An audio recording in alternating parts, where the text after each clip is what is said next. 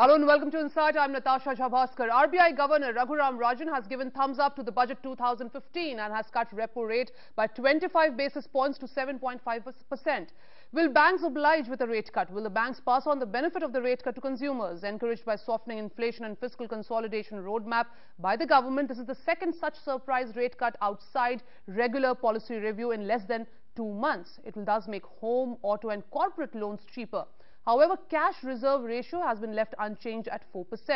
The RBI has largely reciprocated to the budget promises of FM on fiscal consolidation, besides demonstrating its readiness to act under the proposed new monetary policy framework. So is it really a vote of confidence for the union budget presented last week? We ask our panelists today, and also what it means for the overall state of the economy.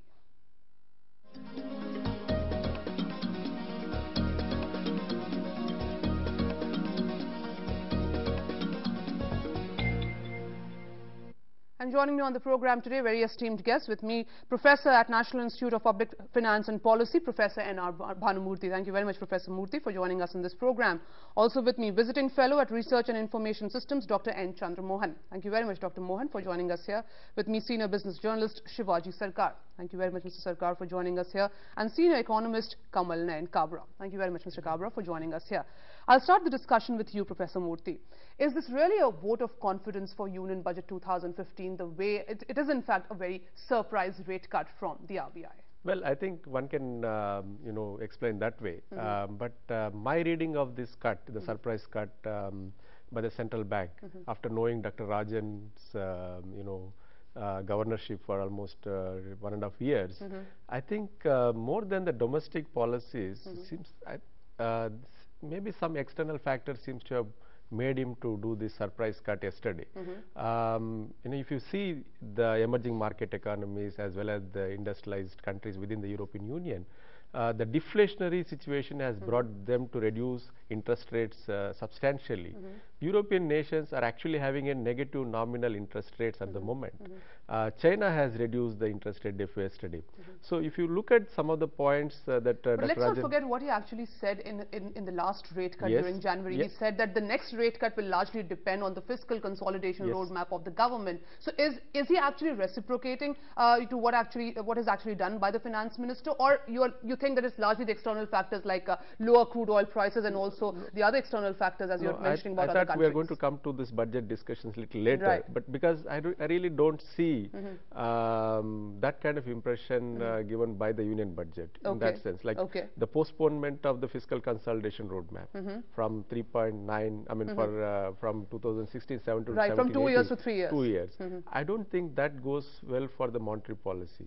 As I said, I think it's more to do with the game between the central bankers across the emerging market economies as well as the developed nations. So it is largely to do with that. You don't think that the budget is actually firm on fiscal consolidation roadmap, and the governor of RBI is reciprocating to the finance minister in a way that, okay, you are firm on fiscal consolidation and here is the central bank goes with a rate cut. It is largely because of the external factors. What really justifies this rate cut, Dr. Mohan? Actually, in addition to what he mentioned, this thing, while we can debate this external and internal, the fundamental thing is the economy, forget the statistical number, is in a recovery mode, and this is conceded even by the chief economic advisor. So let's not get dazzled by 8% and that sort of stuff. We are on a tigerish stride. We are far from that. What weighed quite decisively in the favor of a rate cut was continuing weakness in production. The core sector thing is very low, the lowest in the last 13 years. Factory production is also this purchasing managing index also on Saturday. Again, back-to-back declines in that. So in some sense, activity is low. There is nothing to indicate anything more than an economy which needs a kickstart for a recovery. It is a different matter whether a rate cut is what the doctor would order for such a problem. In fact, for your first question as well, it is not, the banks are not in any tearing hurry to pass on this good news to the customers. If at all they pass on, they may reluctantly do so in April or May. actually they're also facing very stressed balance sheets. And they are in no mood. I mean, their fundamentals are pretty low, actually, like the distressed corporate sector. It's a mirror image of that. A rate cut in that sense is just a signal. Right.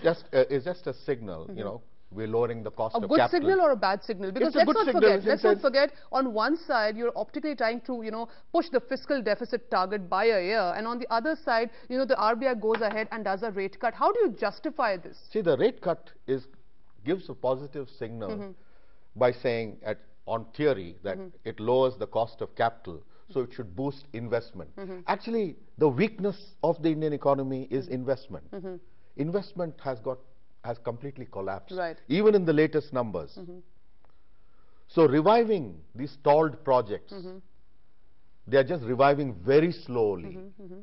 These type of things are the need. You have to give a signal to rekindle the animal spirits, as it were. And there's also a study done by CRISIL which says it's not actually a good interest rate or rate cuts will actually boost demand. The problem is that the demand has gone down, and how do you actually increase consumption in the market? And that will only happen, you have to actually bring in both the physical and the social infrastructure. If that is intact, then most obviously we can talk about investments also from, you know, developing a good investor sentiment. And the government in this particular budget has also focused on building physical infrastructure, talking about infra fund and many other measures. We'll come to that also. But in terms of this rate cut and the way, you know, the governor has talked about the monetary policy framework between the government and the central bank, can we say that the central bank and the government is very much on the same page now as far as the growth indications are concerned? I agree with that.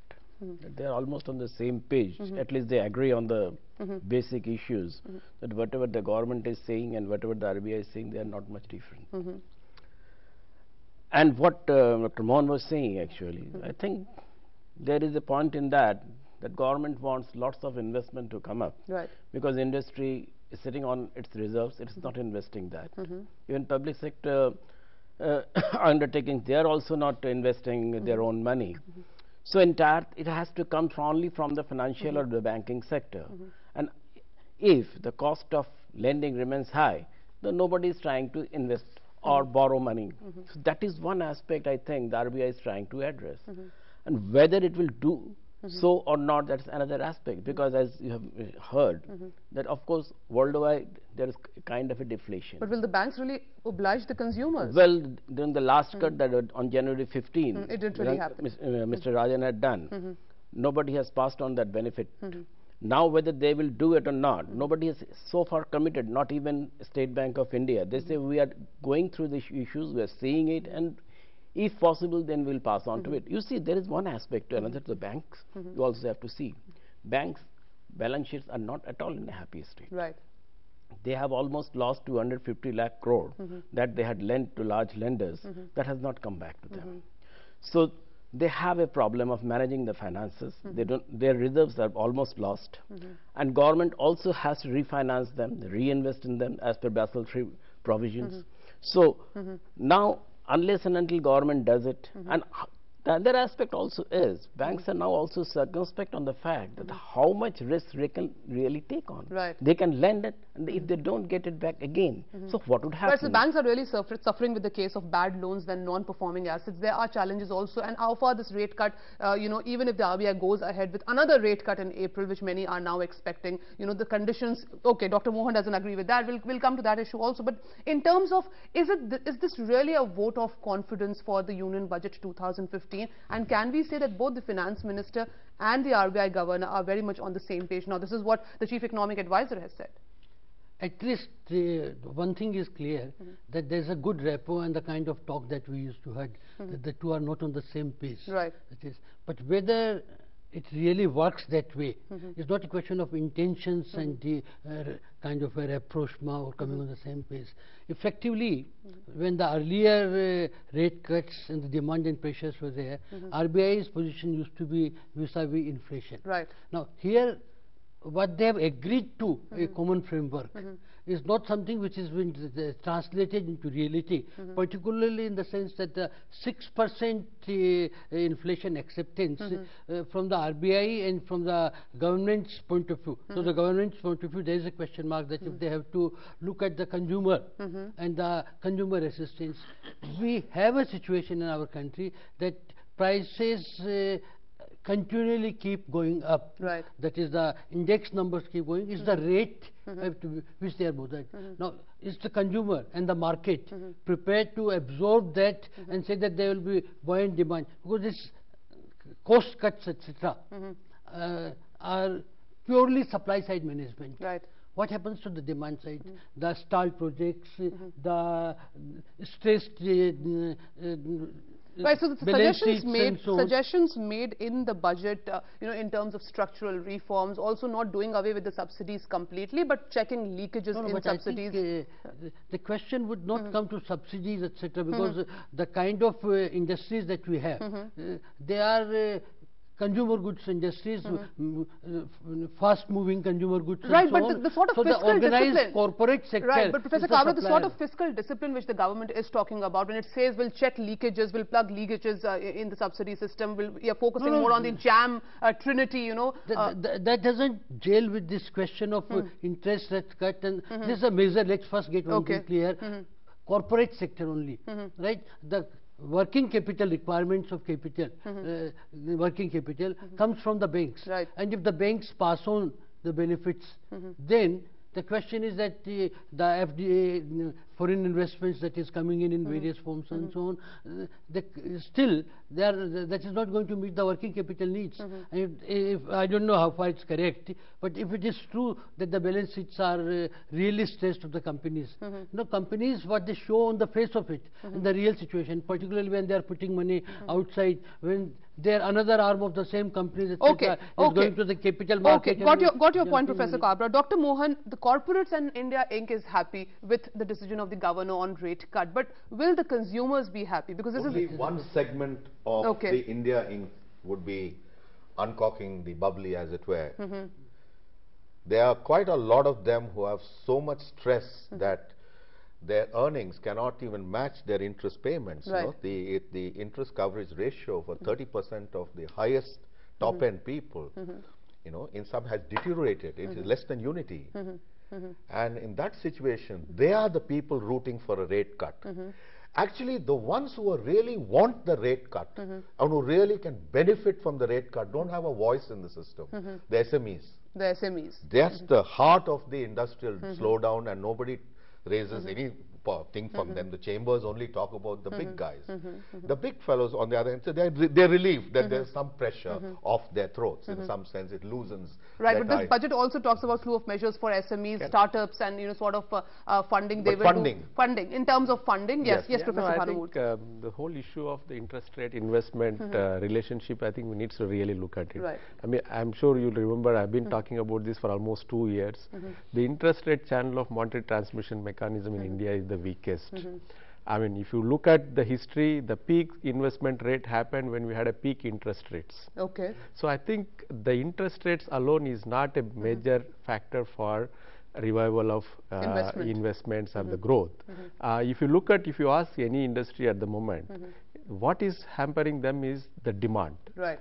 The demand is weakening because of two factors. One, you have a high interest rate structure. So when you reduce the interest rates, you should expect a higher demand. Right. On the other hand, the demand is also declining because of, for whatever reason it is, when you are squeezing the fiscal deficit. But demand will also go up only if you transfer these lower interest rates to the consumer. Yeah, so that channel is not there. Right. So, but on the other hand, because you are doing that squeeze in the fiscal deficit, particularly reducing the rural expenditures, for that matter this year, if you look at the NREGA, the lowest man days generated in the past 5-6 years is this year. So you see the real wages are declining, real demand is declining, rural demand, sorry, for that matter.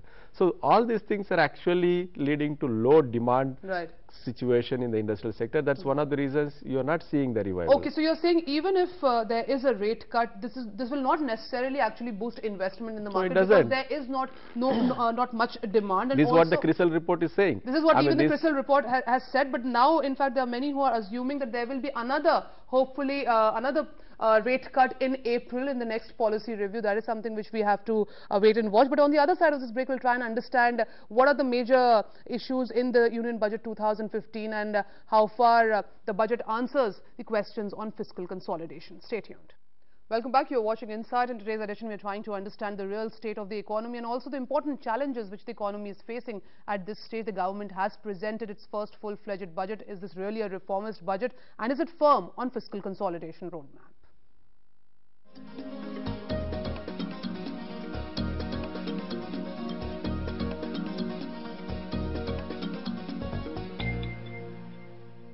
So is Budget 2015 really a growth-oriented budget? Coming back to you, Professor Kabra, do you see Budget 2015 as a growth-oriented budget, and the way RBI has responded, realizing very well that inflation is no longer a war which we need to win? The important challenge is how to actually maintain the growth momentum.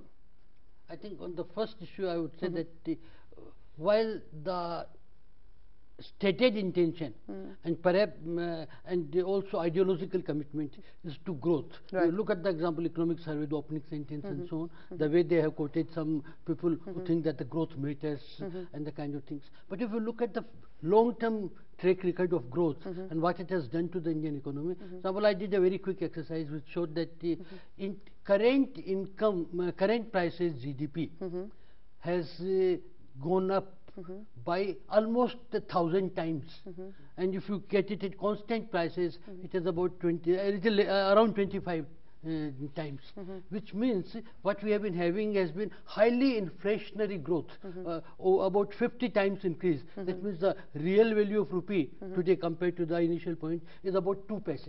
Now with that kind of a situation, in growth today, when they are growth versus inflation issue, the way they view is that is it faster movement or slower movement, right, which is what does not matter to the economy, to the people, even to the middle classes for that matter, and so on. So the growth and this quantum jump that they expect in the manufacturing output, etc., can come about when, I think, as Professor Chandra Mohan mentioned, the small and medium enterprises, the unorganized sector, and where the problem is not the question of credit alone, right, like this Mudra is trying to tackle, and this last minute, the last mile hope that they're going to provide. The real issue is the kind of product mix which needs the answers of the middle class people, the aspiring classes, not the people who are in, let's say, 30-40 lakhs rupees per annum. They are the people who are at 2, 3, 4 lakhs, and every year the backlog of unemployment is increased. Right. For about 1/10 of the people who join the labor force are able to get a regular feet in the right. But the government has also said that maybe these startups and small and medium enterprises will actually be the country's answer to unemployment, because it will also generate jobs. Yes. If wishes were horses, you know what would happen. Right. Okay. Mr. Sarkar, you know, question in terms of, you know, the fact that now it looks, because there is a monetary policy framework in place which says that you have to keep the inflation below 6%. So are we saying at this stage, you know, when our WPI has gone to the negative levels of -0.39, and CPI, of course, there is no control on the retail inflation. At this stage, are we saying that we have won the war against inflation and now we are shifting our focus from inflation to growth? I don't think government is even saying that. Government, of course, says the inflation rate has come down, but government is also not saying that we are very comfortable at the inflation level. Okay. Not RBI is saying it. So what initially Professor Kabra was saying, I think that's correct. That nobody is really very comfortable with the kind of inflation that we have. So that is one aspect. The second thing is, I think entire aspect, having it only from rate cut or only from the government, the expectation of the industry, I think, is also perhaps not correct. Okay. You see what the industry is doing. Industry is not having profits. They are having high profits. In some cases, particularly the FMCG companies, the accumulated profits during the 5 years of slowdown had been over 540%. So they are having profits. But the problem is they are not investing whatever they are earning. Right. They want either the government should invest or the investments should come through the banking or financial institution routes. So that means the common man's money would be invested or would be put to risk, and they would not do it. I think that mindset also has to change now. Just expecting that only the government would be a model employer and they would not be, and they are not. Okay. You see, quite often, as Professor Kabra just now was saying about the employment, what kind of employment we have in this country? Even if you take just the city of Delhi, 60% of the families or people, whatever way you take it, they do not have an income of more than 12 to 13,000 rupees a month. And industry is not trying to give a proper employment to the people.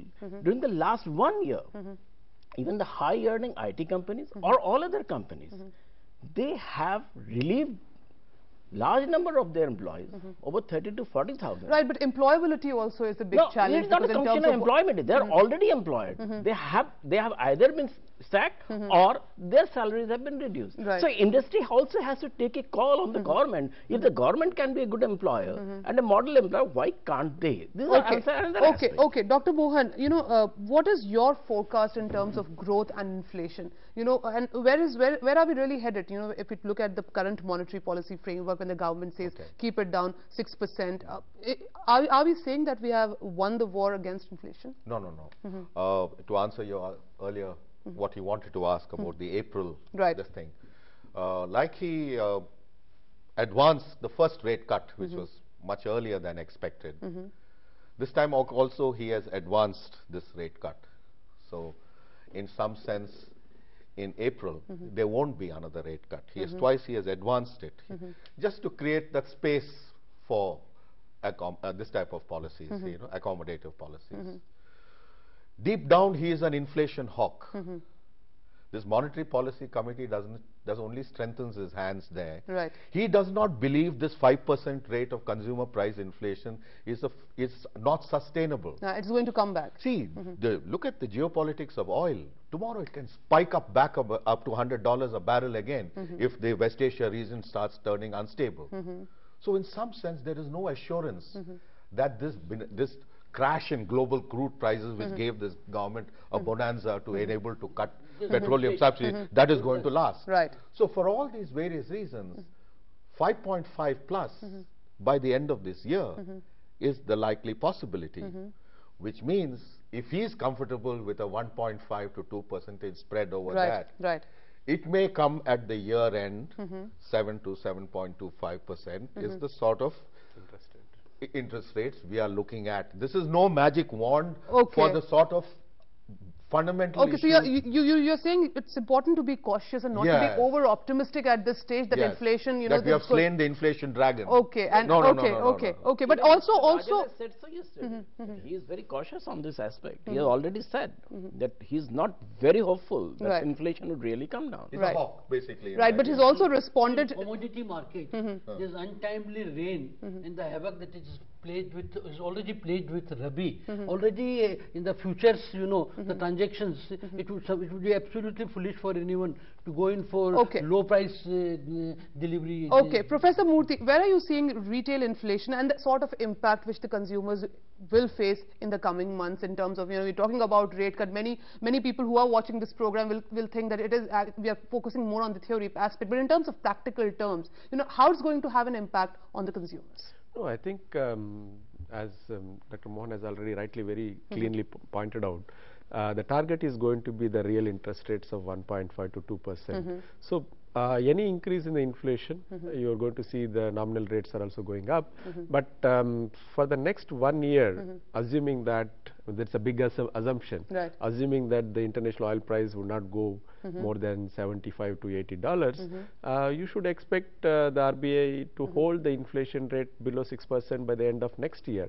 So that itself, you know, that is part of the expectations I think the consumers need to make going forward in terms of their budget making process. And it will actually have an impact on the home loans and auto loans also, provided the banks actually cut Yeah, it does. It does has impact on because nominal interest rates have to go up because the inflation goes up to 5.5 to 6%. But having said that, I think it's very clear to it has to be clear that given the policy inflation targeting regime that we got in, the chances of exceeding 6% within 1 year or so is very, very less for Indian context. Okay, and this monetary policy framework you think is in fact a step forward, the ministry and the RBI working together, because for long we have debated the gap in the fiscal and the monetary policy. But that is slightly unfair for the RBI, the past behavior. All along central bank had targeted the inflation to some extent, but they were doing independent to the fiscal policy. But even now, if they want to see that the inflation target is achieved at 6%, fiscal rules also matters. Monetary rules alone is not sufficient.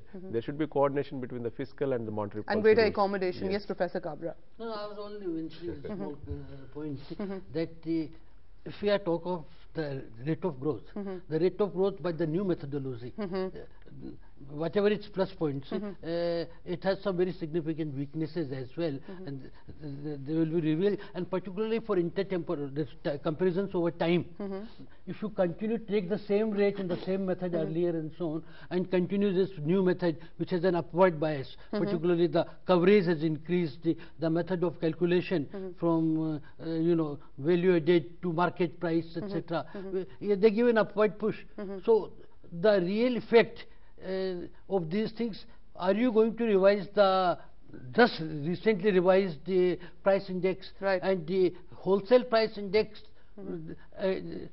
consumer price index is the really matters, because the industry to which the WPI may matter will react to when the actual demand size, which comes from the retail sector, which comes from day-to-day prices that people buy, and also the product mix and so on. But as far as the new GDP data is concerned, it has even left the economists, and of course even earlier when CES said even he is confused about the latest GDP data. But if you talk about the current economic situation of our country, we're talking about fiscal targets, we are talking about the debt trap and tax to GDP ratio, which is in fact the worst, if you compare that with other developing countries. In that scenario, Dr. Mohan, do you think this budget is a step forward, the sort of policies it has suggested, be it, building an infrastructure sector and, small measures, do you think it is in fact a step forward? In fact, I have written this as well, that the transformative element in this budget, according to me, if we just focus on just that real thing, the big idea, is the kickstart with public investment. In fact, all this entire discussion in this panel is basically a negative example, precisely because these spirits are not being rekindled. Whatever interest rate cuts you give, nothing is moving. I mean, there is a crisis in the in investment.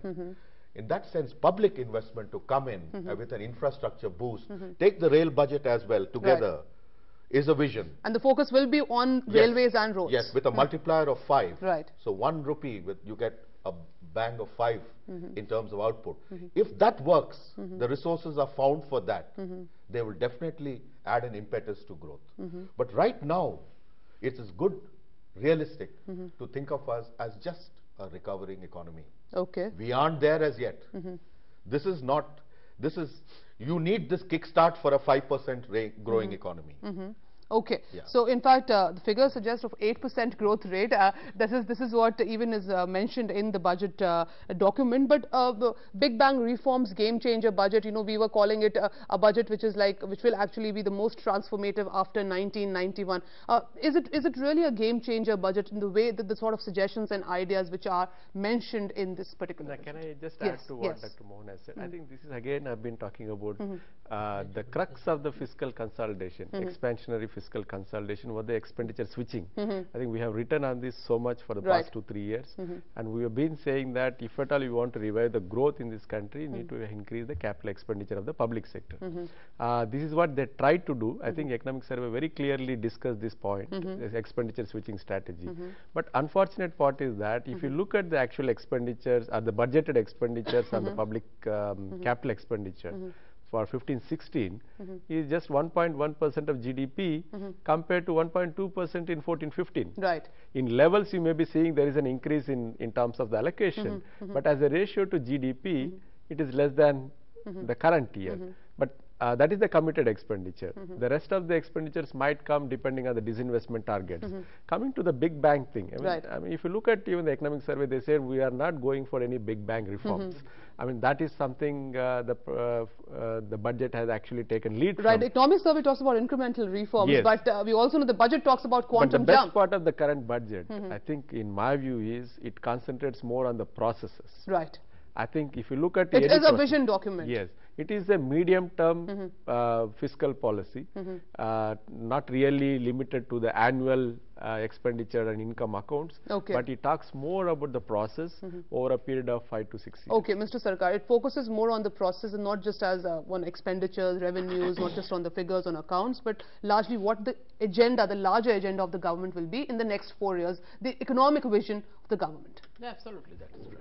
Government has a stress more on its policy, how to revamp the economy and how to get more investment on various sectors apart from the public investment that it itself promises in infrastructure or rural development, or even in the health sector. Of course it is not much, but even there it has tried to show that spending on education and health has actually gone down. It has gone down in reality, but at least government is sanguine on one fact, that it has its intentions are clear, though possibly because of, as it said, the almost 1 lakh crore was collected less on taxes, so it has its problem in managing the finances. Right. So that is where government also has to see how their expenditures can be managed. This is one aspect that government, I think, is very clear about it. But there is another aspect to it. When you look at again on this rate cut, government wants to give a boost to savings. Right. But when you cut rates, deposit rates also are cut, and that is a disincentive to savings. So whether the people who are putting the money in banks or any instrument for that matter, they would be losing their income, a large number of them. So how the government would try to do that, and what kind of mechanism would be required there? Because you see, this can even become inflationary, because the basic, when you cut down interest rate and when savings also get cut down, there is a chance that you want that people should and maybe that's the reason more. that many people were hoping that this budget document will focus a lot on the tax exemptions, because this is going to hike the domestic savings rate from 30 to 35%. But unfortunately, that did not really happen in the budget document of 2015. Not many tax exemptions were done through health insurance, and mostly schemes are for senior citizens. In our final segment, we'll try and understand the big and innovative ideas suggested in this budget 2015, and also try and understand cooperative federalism, financial federalism, how far this is going to work between the centre and states, and what it means to the overall fiscal deficit target of the states and the government. Stay tuned. Welcome back. You are watching Insight. In today's edition, we are trying to understand the real state of the economy, how really to boost consumer demand, and also how to revive the manufacturing sector.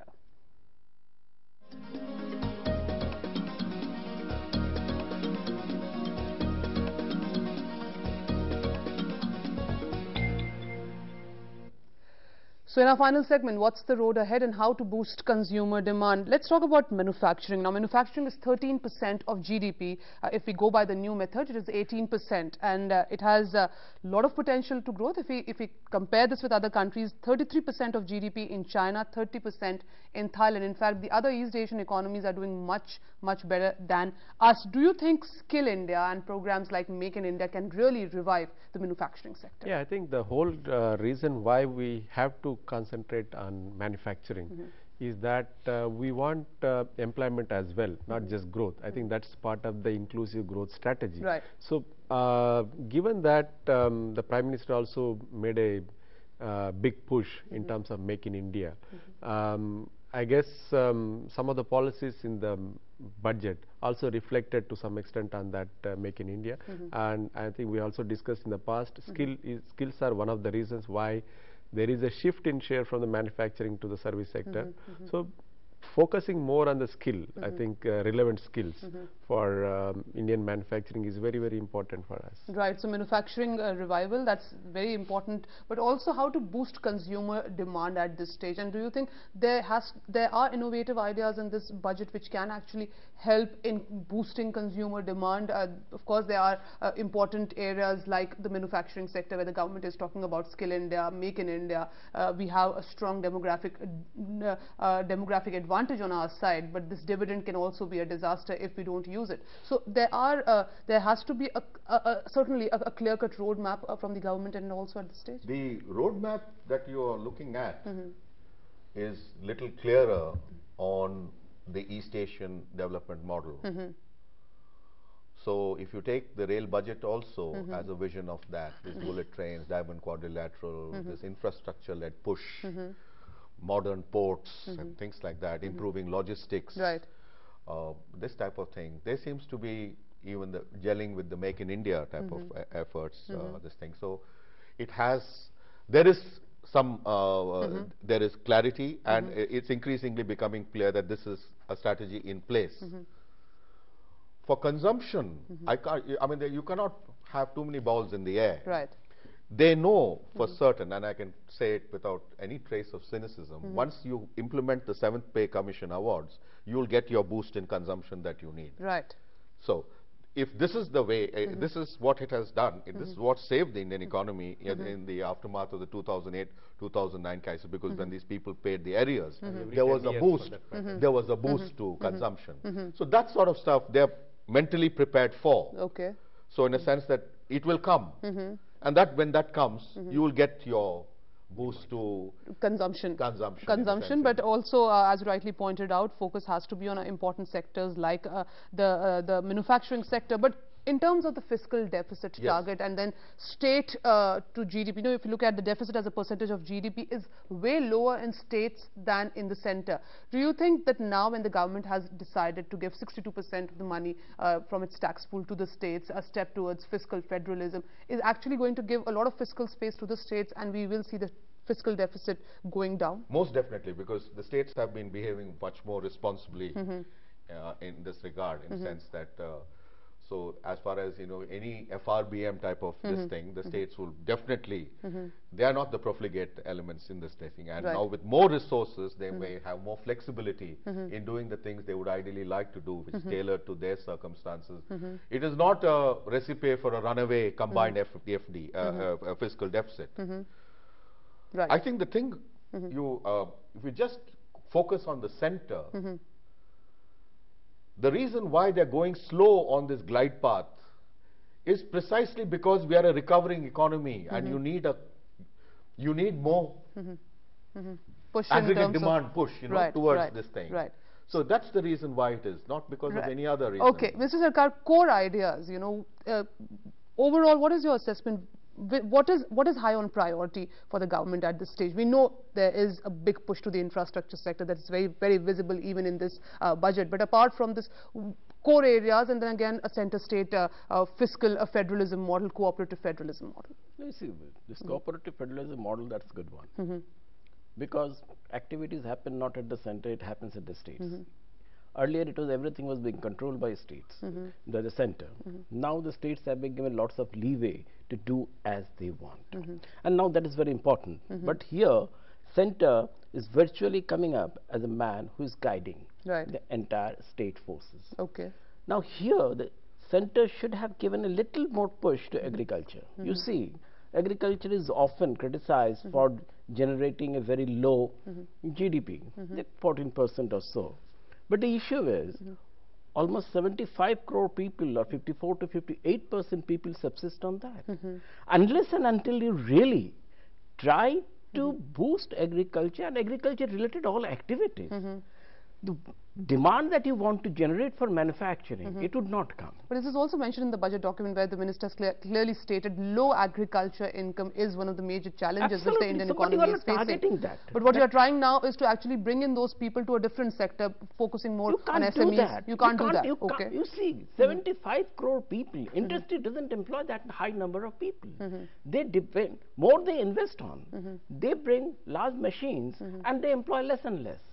So, industry cannot employ these 75 crore people. Once you displace the 75 crore people, where would they take them? Either they will just die out of penury, you clog the cities and all other places. So you have to have a agricultural related, if not agriculture based economy, so that the entire rural economy boosts, entire rural, and through the rural economy you have to target the manufacturing.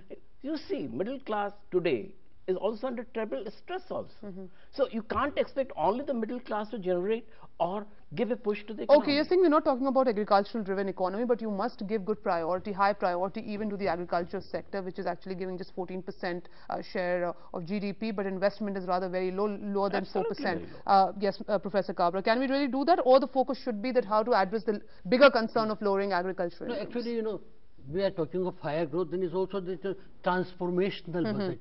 Transformation cannot come about by these high-speed trains, by these mega road projects and so on. Transformation means the kind of infrastructure that rural people in small towns and small and medium enterprises and the entire unorganized informal sector needs. And that is where we find that none of this 1 rupee public investment leading to 5, it will only invite foreign investment or the big companies and so on. What you require in the agricultural sector and in the rural areas, the one mantra which follows from that, if you have to industrialize India, you have to take the rural industries, the leading sector. The corporate sector cannot be the agency, the lead sector which can bring about. It is the small entrepreneurs, it's the people, even you know, you take the rich but no one is denying that, but there are others who also feel that anything. Question is not denying. Question is, are you doing anything? Are you putting them in the driver's seat? Are you looking at their infrastructure? You know, tell me one thing. If you reach Agra 10, 15, 20 minutes earlier, what difference would it make to people's lives and conditions? Okay, okay. No, but the question here is that when you bridge in the divide of, you know, bring in physical linkages, we are social increasing linkages, the divide improve by the this infrastructure of the kind that we are planning is increasing the divide. For example, these roads that come, 4 lanes, 6 lanes and so on, half of the villages on this side, half of the villages on the side. You have to go 3 kilometers in order to cross on overbridge and so on. Their farms are on this side, their cattle grazing grounds on this side, you know, and then the kind of cutting of trees. You're saying this is not going to bridge the urban-rural divide, but in fact actually increase the urban-rural divide. I'm left with last 5 minutes on the 30 or 40 or 60, 100. If you don't provide healthy environment in the rural India in terms of basic water, sanitation, roads, schools, hospitals and so on. Okay, got your point, Professor Kabra. Final comments. I'll start with you, Professor Murthy. You just heard Professor Kabra, who's saying that this is not really an answer to the challenges which the agriculture sector is facing at this stage, how the agriculture income will go up. But the government might have an argument saying that we are trying to build the infrastructure, the companies will come, industries will come and employ, and we are looking for a different set of employment for these people, because you cannot be thoroughly dependent on agriculture. No, I think that transformation needs to happen even in the agriculture sector. Well, it's not necessary that everybody has to be forced to lead the cattle to grazing, but there should be some kind of I mean, we have been talking about linking the agriculture industry, you know, rural-urban linkages for quite some time, in terms of bringing in more food processing industries and create marketing facilities for the agriculture products. I think there are some mention about all these things in the economic survey. And focus more on the cooperative sector, the way it has worked in Gujarat also. It has mentioned in the economic survey to some extent. There are many best practices. As you rightly pointed out, Gujarat is one, where the irrigation investment by the state government has led to a whole stretch of area flourishing in terms of agriculture. Why can't other states follow it? I think. So let's hope the competitive federalism model will work when other states will also take ideas from, because what we are witnessing right now is a sort of regional imbalance. And at this stage, center states, this model, we must appreciate this model of cooperative federalism. None of this can happen so long as you keep neglecting the social sector. Okay, keep neglecting the social sector. Okay. The state, it is a viable thing, because there is no one-size-fit-all model. I mean, it is idle for anybody to believe that you can replicate a Gujarat throughout the whole country. Each country with its diversity, there are different developmental models. So giving them greater space So you may have 100 flowers blooming. I mean, you may have different models. But at the end of the day, this will give them the ability to put resources in, create employment for people. This is the crying need of the moment. And to just get that manufacturing kick-started from that stagnant 13% or 18%, give options to people to move away from the farm to work in things. Give options to people, because that's the bigger idea. Take jobs to the people. Don't take people to the jobs. Take jobs where people are. Farming, yes. What Professor Mohan is saying is very correct. But at the same time, you cannot ignore Indian agriculture. You see, whatever you do, where would you employ 75 crore people? First, either you chalk that out, that you have, these number of people will be employed in these sectors. Then where are those sectors? Those sectors you haven't yet identified. But if I have to, ask you, Mr. Sarkar. Another thing, yeah, please, please. Right, but if I have to ask you, Mr. Sarkar, at this stage, the Indian economy is in a recovery mode, and we must give credit to the present government for the reforms it has suggested, and also the way it is moving. You know, after the budget document, will you give credit to the Absolutely. It has boosted the confidence of the people. Okay. One more thing it has to do. It has to bring down the prices. You see, the statistics and the real prices are different. Okay, Professor Kabra, will you give a thumbs up to the government in terms of the way it has brought in reforms, and it is focusing more on recovery and, you know, going beyond the policy paralysis days? I think there's absolutely nothing new that I find in terms of a different repackaging of the same things. Okay, you don't find anything new in the budget document, just repackaging. Okay, completely out of time. Thank you very much, Professor Murthy, Professor Mohan, Sarkar, and Professor Kabra for joining us in this program. And that's all we have for you in this edition of Insight. Thank you very much for watching. Namaskar.